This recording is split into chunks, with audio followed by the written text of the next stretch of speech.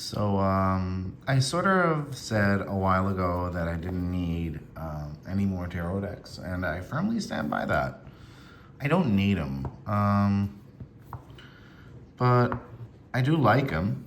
Well, I don't. I have to admit, I dislike most tarot decks that come out now because they're all so boring. And then I saw this on the release roster, and it arrived a little bit banged up, but that's okay. I'm not gonna return it or shit like that because I think that's a little bit wasteful, and it was really affordable. And this is a weird review because I only played with it one time.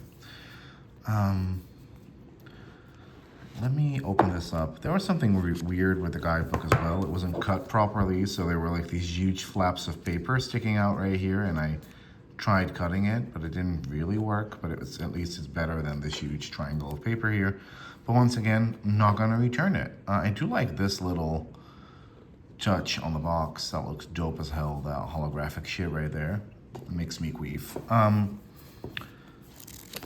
Yeah, it's, you know what I really like about this too? That it's a simple two-part box with a guidebook as big as the deck. Like, honestly, guys, we're not asking for much. We're not asking for much. We're asking for, you know, this didn't even have to be in there. There's art on this. I'm horrible at this too. Sorry, because I have a light going on, but you know, there's probably way better flip throughs of this that you can see. But like, we don't even need this, but it's cool as hell. You know, I hate it when decks come in really big boxes, and then you have a smaller like deck and a big guidebook. For example, I mean, this is not very much positive energy, but whatever. For example, Bear and Co. do this a lot, where it's like, you know, or Llewellyn do this a lot, where it's like, a huge ass guidebook and then a deck, you know? But with this, I can sort of, with the Bear and Co. decks, very often it is value that's added. With Llewellyn, not always.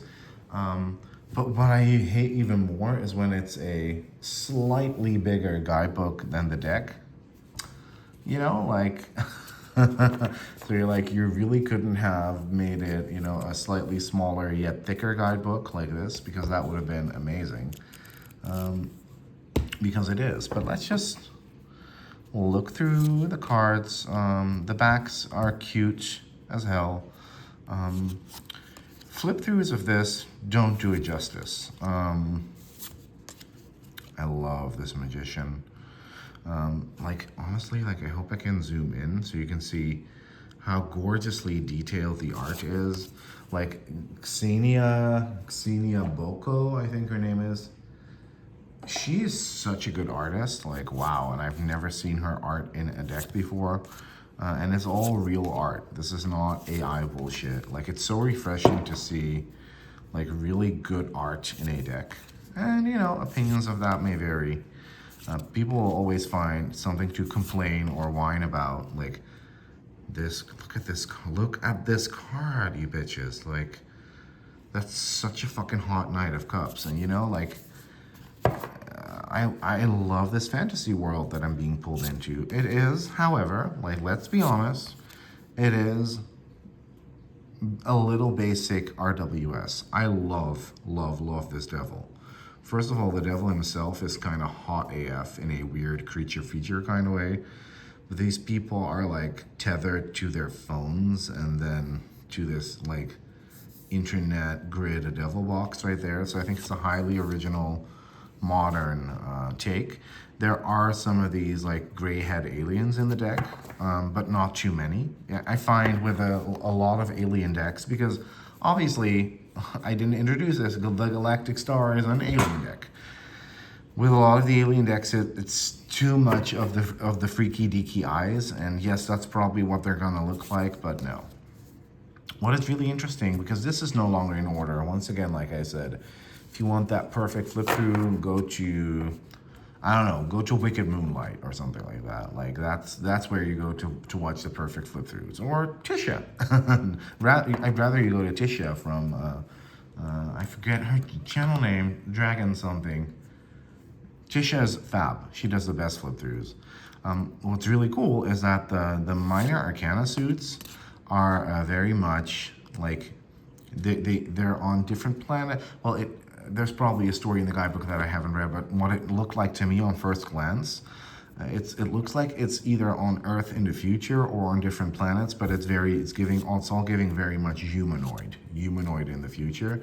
The majors and the quartz, however, are fab alien characters, where each suit has its own race, alien race, star system, star seed being as the court, and the majors themselves are just, you know, fab. It's also sort of giving. I love it's very Hay Housey, but I love it. You know, like I know this deck is not for everyone. Like I know there's a lot of people on here that, you know, love their extremely dark and gritty shit, and I'm not one of those people. But I think the depictions in this deck are highly fabulous. I love this fool. He's so adorable. This Queen of Discs. I love the court of the suit of discs. This Death. I think this depicts a black hole. Let me quickly look this up because I don't want to, you know, like, I don't really like doing flip throughs like these, but also because I want to be like, a supernova is the death and rebirth of a star. Yes, fuck yes. I don't like doing reviews like these because it is so fresh out of the box, and yes, I should work with it, but then again, it's also a Rider-Waite Smith clone with a galactic theme, let's be honest. Just love the depictions here. I also love how in the tarot creators take note, how in the suit symbols are not obtrusive. I was looking at a deck that was being designed, and all the time the suit symbols were like huge on the card, covering up half of the illustration. We don't want that shit.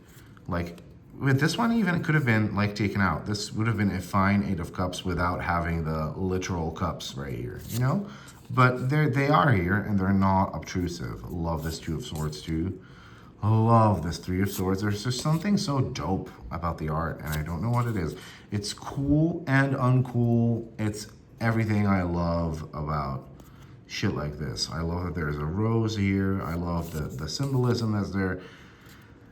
I love that the wands are the Lyrans, obviously. So if you're a little bit like into that Star Seedy vibe, which I am, you will love this. And I love, like, once again, like, honestly, this deck is in a very nice standard tarot format. I would honestly love a Jumbo format of this so we can see the art even better because it's so detailed and so cool. And this actually is a great deck to just pull one card from. Look at this page of discs. Look at this fucking cute page of discs. But Xenia's art is so, like, honestly, like, I love how it's picking that up. It's so detailed. And it's like, I think most of this is actual, like, painted art, because I did check out her Instagram and there's like texture to this. This does not look digital at all. It looks a little bit digital, but it's not. I believe most of her art is actually like, how do we say that? Not digital, but analog. Yeah. Love this world too. Love this Queen of Wands. Like, wow. I love that Lyran energy. There's actually a Lyran Oracle that I kind of want. Like, but then again, also this looks a bit derpy, you know? I love, like, the minors kind of remind me. I wonder if Sylvain is going to watch this, Sylvain of Sylvain's Deadly Sins. The minors kind of remind me of the Radley Valentine, the later Radley Valentine Angel tarot decks. I love the aces too. Like, I don't know, but sorry, I can't even get out of my words. That's how smitten I am with this. It's such a labor of love, this deck. But this is what I mean with cool and uncool at the same time, you know. And uncool is not like necessarily meant to be used as a slur here, but it's like super cool, but also dares to be a little bit cheesy and a little bit fun and a little bit derpy and dares to not take itself too seriously all the time. This tower is dope as hell. You know, it's just fucking cool. Like, once again, look at the details. Can you see the texture? Like, it's literally like I'm holding a painting in my hand. It's very textured art. It looks like it's on linen cardstock, but it's not. But I love that about this deck. Like, all the aces too, yum. Like, it's really well made for a spacey Star CD deck. Like, if you're gonna do a spacey Star CD deck, how cool to connect the suits to space alien races and star systems.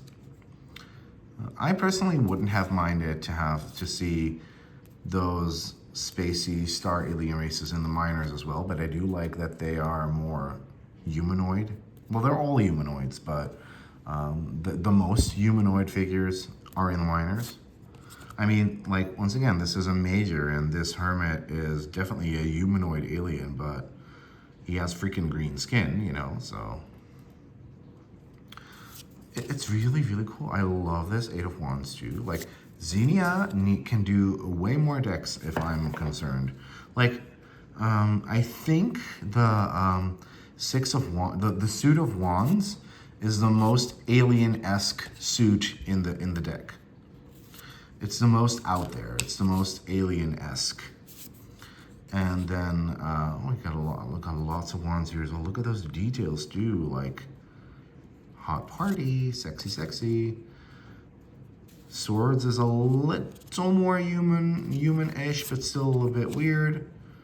Judgment is so cool as well. Sorry, I can't help but want to zoom in on the details because the camera picks it up so beautifully. Like, sorry. Like, Discs is very earthy. Discs feels like planet Earth, but in the future, and I believe Discs is, let me see, because I did, the Lions are the wands, so those are the lion people.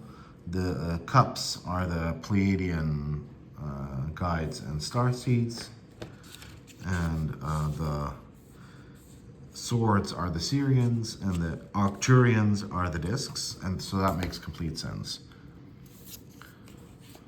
For the discs to feel very earthy look, but still kind of like in the future.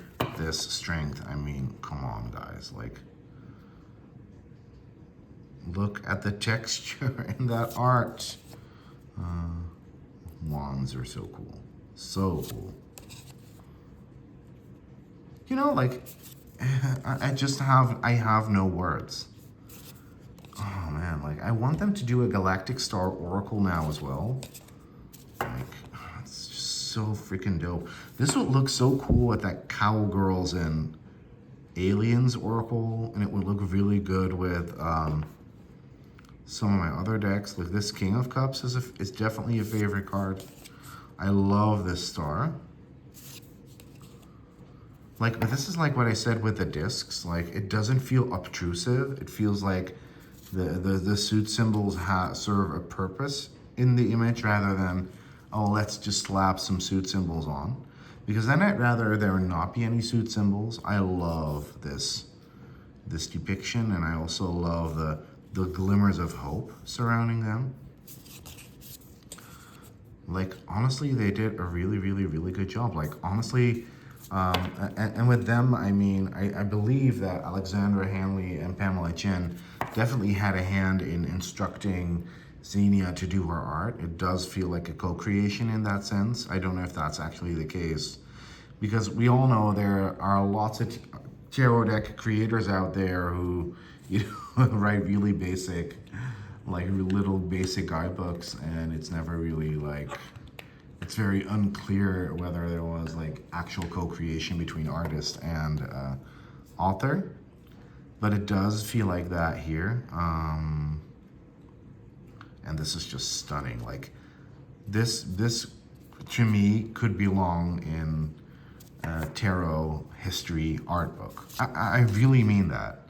I wonder if it's gonna happen, but it should.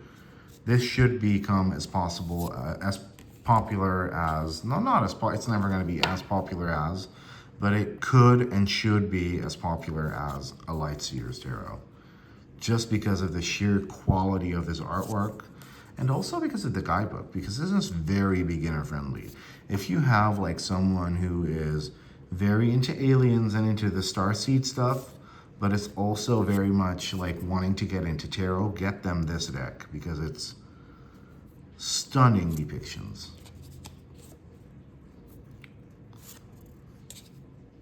I love this Four of Cups. Like, once again, very human, but also very, very out there. Is this a holographic spirit that's offering her a cup? And once again, the cups are the cups are such an organic part of the composition. Same with this 5, like, it's a great storyteller. Like, I feel like, yes, it is very much, you know, it's a Rider-Waite-Smith deck. Look at that sun card again, like, so cute. But yes, it also is very,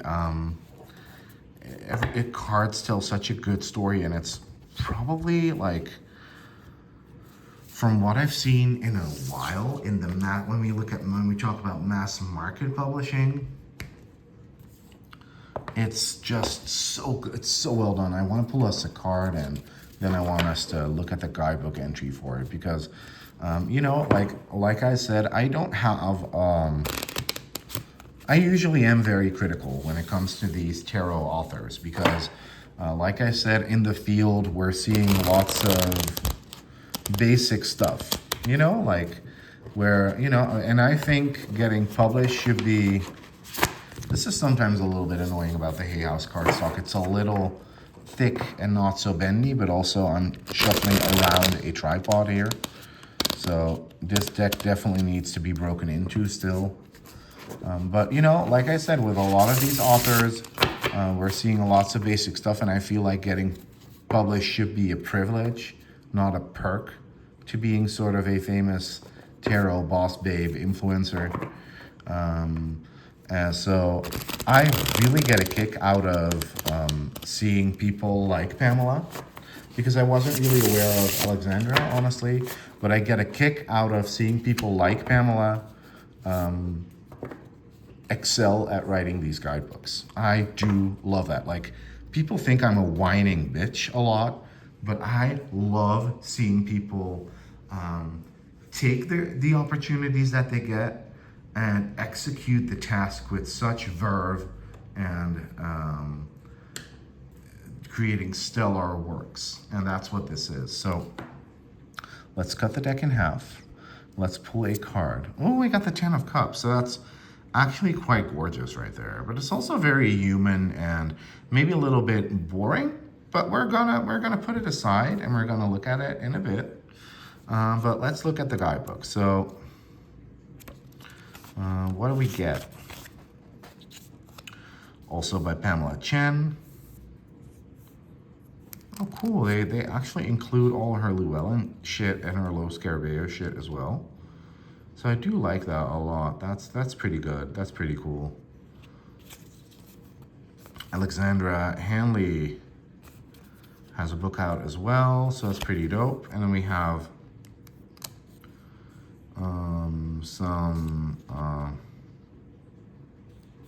some sites that we can visit. Okay, contents. I'm reading this through the camera. I'm literally going blind.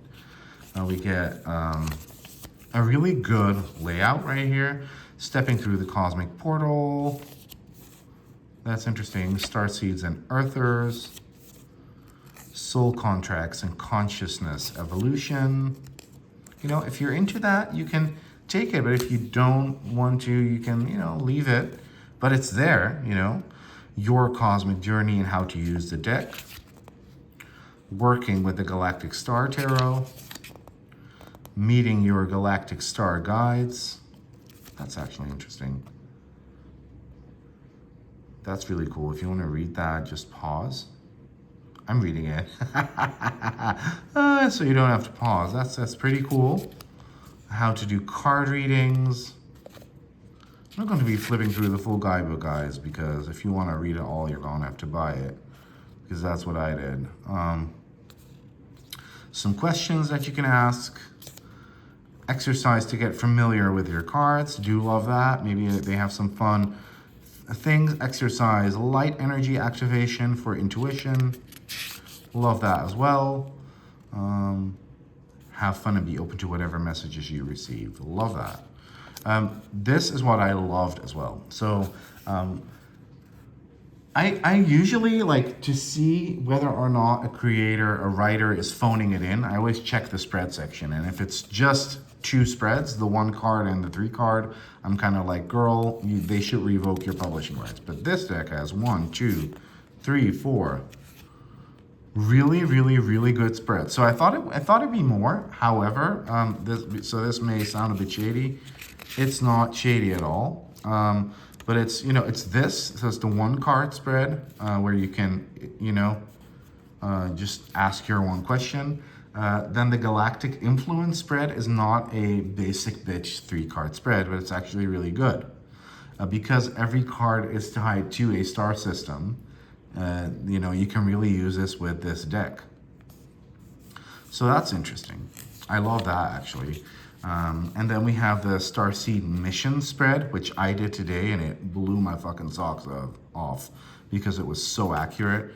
And then we have the Celestial Guidance spread, and I haven't tried that yet. But these are really good spreads.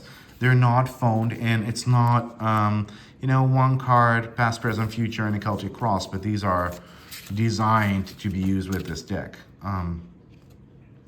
There's more stuff that you can connect here and here, so that's really dope. And then we're headed into the Major Arcana, and what I love is we get really cool messages. So this bit right here is written lovely. I did love the way it was written, but it is a bit, you know, it is a bit standard RWSE. This is what this card means. Then we get the retrograde meaning, which is a reversed meaning. The magic in the guidebook to me lies in this section right here. It's time to courageously play in the quantum field. The universe rewards boldness, so leap now and leave your expectations behind. If you don't seize the moment, you may miss your opportunity. So that's a message from the guide in the Fool card. And then there's a star mantra. I courageously take leaps of faith because I know the universe is guiding me. So these are, and this is where the magic lies. And I used just this bit when I did that Starseed Mission spread. And boy, was it real good, because I never, honestly guys, I never use guidebooks with decks. I find them to be highly boring. I hate reading tarot with the guidebook. I think it's complete like nonsense to do, because once you know how to read, you know how to read. You can still do that with this deck because all the symbolism needed is there. But I think I'm exclusively going to use this when I use it for myself with this bit of each card, honestly, because it's written so well. Now, let's see what was written for the, so the majors are the majors, right? So blah, blah, blah, we got the majors. Then we're headed into the wands. And it talks a little bit about the Lyran guide. So those are the lion heads. And you can especially see that race or that star galactic being in the quartz, sorry. So that's really dope. I love that Lyran energy. Then we have the cups, which is the Pleiadian guides, who are a bit more humanoid, but still pretty, I don't know, pretty spacey, pretty kind of sexy too, like the fuck. And then we have the Syrians, and the Syrians, I believe, Let me check that out. Obviously, me not being able to find any swords card. Wands, discs, wands. No swords anywhere. Oh yeah, it's 10 of swords. Okay, but that doesn't really... That's discs. Yeah, the Syrians are like... Look like they're extremely blue. Yeah. So this is the Syrians, and they look like they're really blue and really cool. So that's kind of dope. But they do tell a lot about the part of the galaxy, what they look like, and why it, you know, feels the way it feels and looks the way it looks. So that's pretty dope. And then the discs are the Arcturians. So that's really cool. They did not descend from Lyra. Like most beings in our galaxy, they are experts in star navigation and have an immense wealth of knowledge. And the Arcturians look more or less like the aliens that we're kind of used to seeing a lot, which is, you know, they're blue, they have like bigger skulls, stuff like that. So that's pretty dope. And then at the end of that, at the end of the deck, we get the authors, bits about the authors. And let's see, is there a little bit about the artist in here? Maybe not, because I believe this was oh, there is a little bit about the artist here. And she's a traditional artist living and working in Ukraine. Oh, I love that. So, you know, support Ukrainian people. I adore that. So what I kind of want to do is I want to read a little bit from a court, read this minor, and then I also want to read a little bit from a kind of cool and zany looking major. Yeah, this one looks kind of cool and weird. So let's see what they have to say. So we're going to place all of these in front, and I'll be picking them up, showing them off as we go. So let's do the little minor one first, the 10 of Cups, which looks, you know, pretty standard 10 of Cupsy. Oh, I love it. So the 10 of Cups is one of the happiest cards in the deck. It's just like a beautiful sunny day with a gorgeous rainbow. A day when you just know everything is going to be all right. This blissful state that you feel is mostly related to your relationships with others. You are experiencing harmony, peaceful vibes, and your dreams coming true. Then we have the retrograde meaning, but we don't fuck with that. So the Star Guide's message is, open your heart and cherish your loved ones.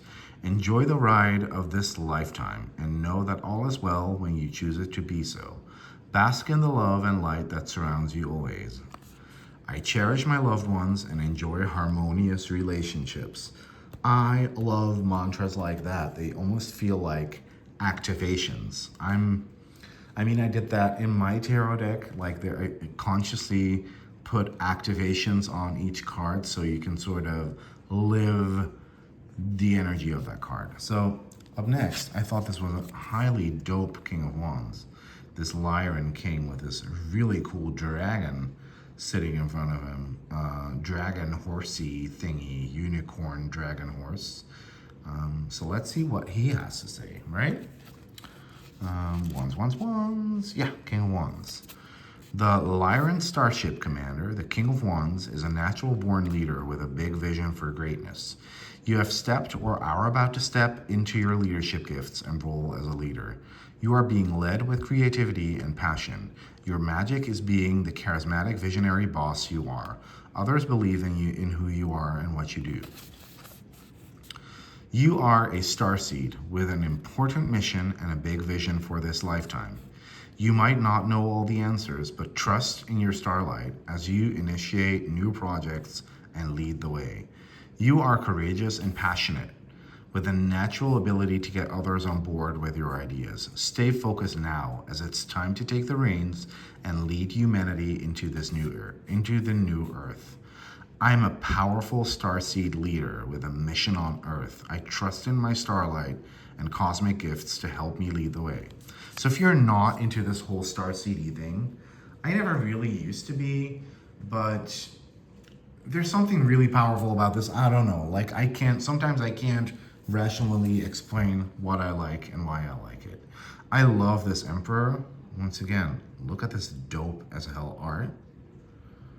So regal, such nice colors, and it's so good. So let's check out what there is written for a major, because maybe it's different.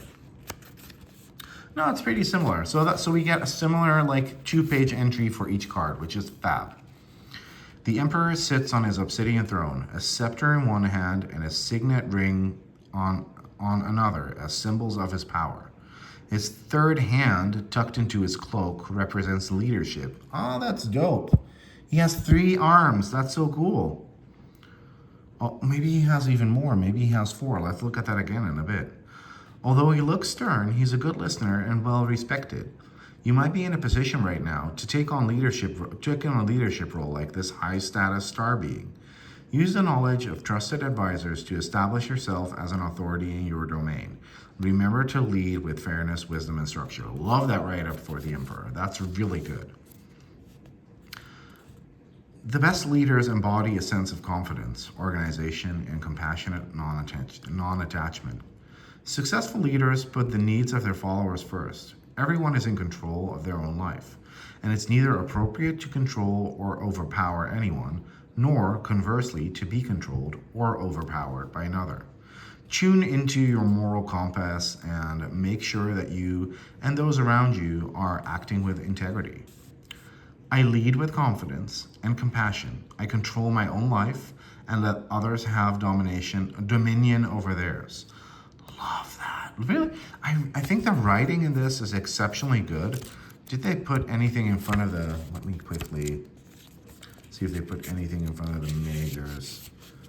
Nothing particular. I thought maybe there would be some explanation as to, because this doesn't really show which race each of these aliens on there belongs to, but that's okay. You know what I love about the Star Guides message and Star Mantra? It's almost like we're in a conversation with the characters on the card. That's what I love about it. I feel like it's almost a channeled body of work. And I really hope and wish that this becomes as successful and as much of a hit for Hay House as it should be. I wish there to be a companion Oracle deck that should get a release with the same artist to go with this tarot deck, because it's just fabulous. Look at that star. Look at Xenia's art. So this actually turned out to be quite a long video at the end, which is kind of interesting because I didn't think it would be, and I really I thought I would enjoy it, but it's just so once again, take my comments of cool and uncool. It's not even about that binary between cool and uncool, but it's not afraid to be, this deck is not afraid to be what it needs to be. And we have Alexandra Hanley, Pamela Chen, and Xenia Boko to thank for that. Love that Xenia is from the Ukraine. Support your Ukrainian artists. Look her up on Instagram. She has a fab page. So much love and care went into this. You know, like, I get such a kick out of seeing that this is analog art as well. Like, you can see that on camera even better than you can see it in real life. This deserves a Jumbo edition with huge cards. This deserves an accompanying Oracle deck. Great job. I get such a kick out of seeing people succeed. Love this. Loved reviewing it. I bought this with my own money, y'all, like I always do. This is me being 100% real. I like what I like. I dislike what I dislike. Props where props are due. Alexandra, Pamela, and Xenia, you threw this one out of the ballpark. Thank y'all for watching, and bye.